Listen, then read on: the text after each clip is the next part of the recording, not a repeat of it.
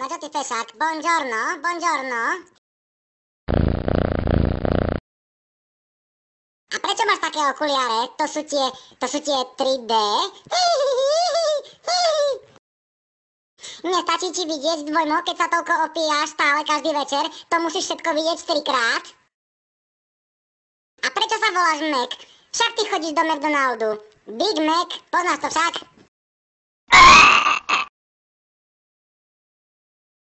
Budeš tučný. Veľmi tučný. Do vany ťa budú dávať obuvákom.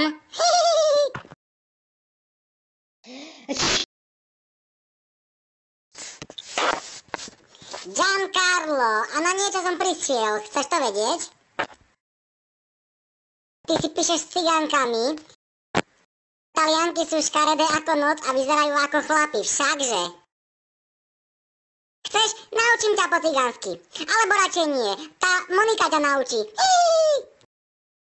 No a potom budeš vajda a všetci ti budú nosiť vajíčka a dobroty z psov, čo chytia v meste.